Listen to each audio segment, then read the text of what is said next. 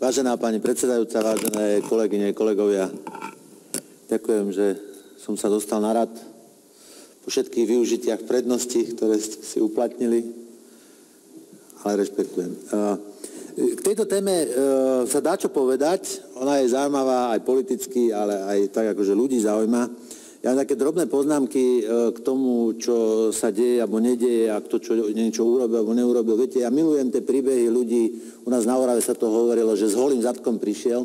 Viete, že prišiel s holým zadkom do parlamentu a odchádza z neho ako veľkopodnikateľ. Viete, to sú naozaj príbehy štátneho úradníka, ktorý sa tu zjaví a po jednom, dvoch volebných obdobiach je z neho zrazu podnikateľ s liekmi, alebo ja už neviem s čím, ani neviem podľa mňa s čím obchoduje. Tak podľa mňa je čestnejší príbeh človeka, ktorý sem neprišiel s holým zadkom a niečo vytvoril. To nech sa na niekto hnevá alebo nehnevá, ale to z tejto axiomy neustúpim. Lebo rozprávať o tom, že čo by som urobil, keby, to dokáže každý. Ale ja sa rád stretnem s človekom, ktorý niečo urobil a to, čo urobil, sa dá chytiť, pozrieť.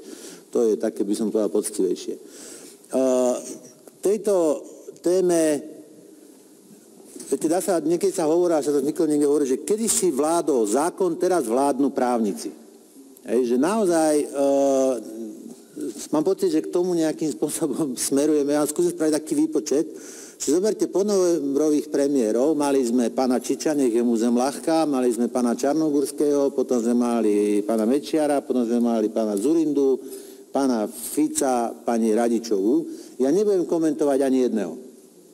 Nebudem, i keď ma svrbí jazyk. Ale len poviem, že bolo ich 6. Z toho 4 boli právnici.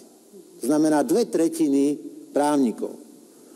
A ja si myslím, že to aj sa nejak volá ten typ demokracie, alebo ten typ toho zriadenia, kde vlastne vládnu právnici. Ja si nemyslím, že je to správne. Viete, právnici poväčšine sú na to, aby keď rozprávajú alebo dohadujú sa ľudia, ktorí chcú niečo vytvoriť, alebo vytvorili, alebo plánujú niečo, tak oni tak na tom bočnom stole sedia a to, čo oni dohodnú, potom opravujú, aby tam neboli chyby.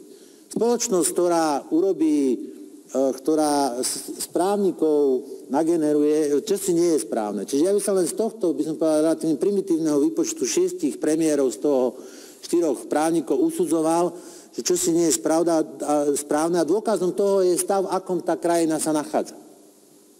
To myslím, že nič nie je rukolapnejšie ako stav tej krajiny. Možno keď sme spravili nejakú komparáciu, že kto bol premiér a koľký z nich boli z právnického prostredia, možno by sme sa dozvedeli zaujímavé čísla. Ale teraz ja viem, že som si v komore advokátov neurobil, že ma nedajú za rámik, ale nevadí. Právnici sú právnici, vždycky boli právnici. Právnika len pozdravíš, už si mu dlžný. Viete, to sa tak hovorí. Že to je právnik, keď vypisuje výkaz, tak deň má 25 hodín, nie 24, lebo on nejde na obed. Viete, to sú také položartom, hovorím.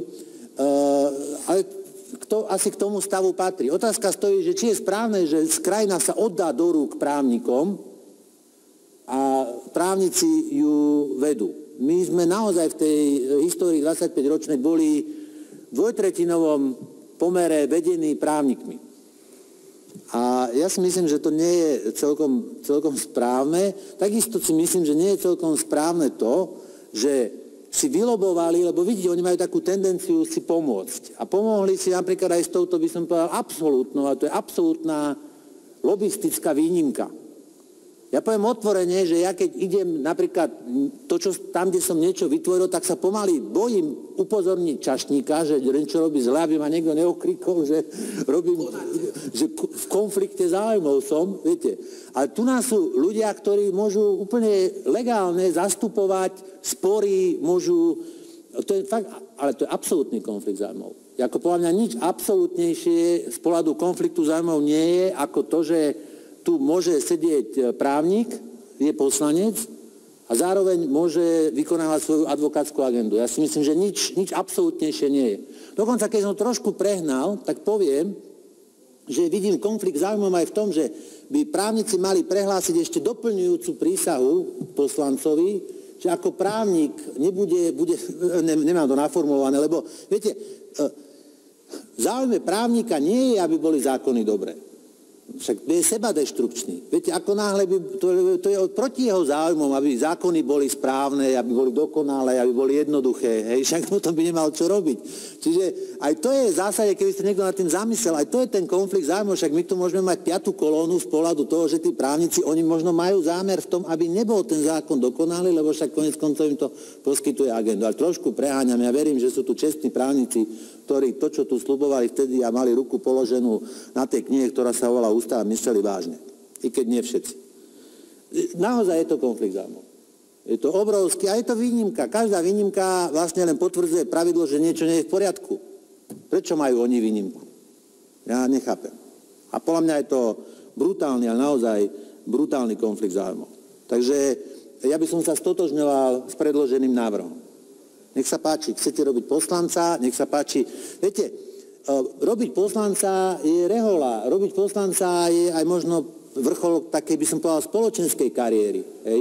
Okrem tu na niektorých typov ľudí, ktorí sem došli na začiatku svojej kariéry, ale to filozofovať nejdem.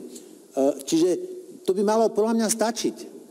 Z toho pohľadu, že teda naplňam, som tu, vážim si to, pristupujem k tomu zodpovedne.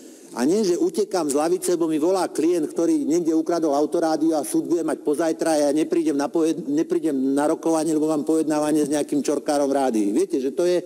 A jeho obhájim, lebo som poslanec a ten si ma objedná, lebo si objedná poslaneckého právnika, lebo však títo majú asi kontakty.